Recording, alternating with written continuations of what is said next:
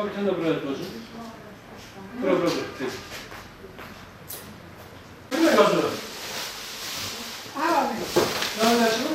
Ne olmuş Evlerse? Bir tane de şuraya.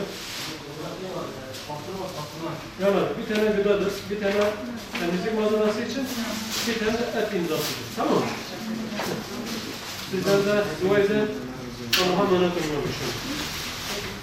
Ocak ayı faaliyet raporlarımızdan bir tanesi de Allah'a hamdolsun ki yaklaşık böyle bir 270 ailemize gıda, temizlik malzemesi ve kırmızı et yardımında bulunuyoruz ve bulunmaya da devam ediyoruz.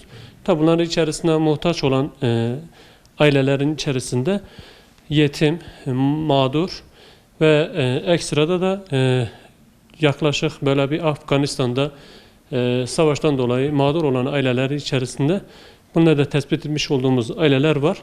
Allah'a hamdolsun yaklaşık böyle bir 270 ailemize kırmızı et, gıda, temizlik malzemesi olmak üzere yardımlarımızı elhamdülillah yapıyoruz. 2020 yılında yapmış olduğumuz faaliyetler içerisinde 2021 yılında da aynı faaliyetlerimizi alan izle inşallah devam ettirmeyi düşünüyoruz. Tabii Rabbim nasip ederse özellikle hayırseverlerin ve muhtaç olan ailelere üzerindeki olan o duyguları, o yardımseverlerini tekrardan, o hassasiyetleri inşallah tekrardan bekliyoruz bizler de.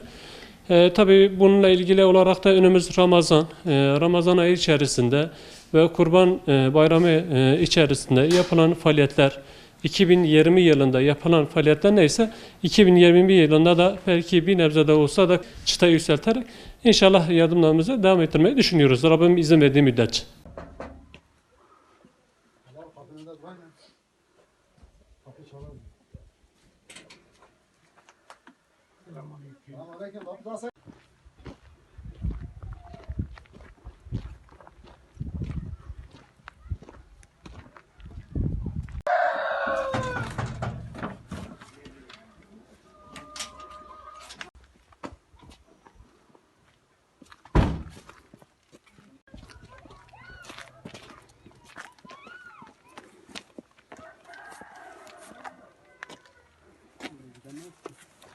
Yusuf dayı.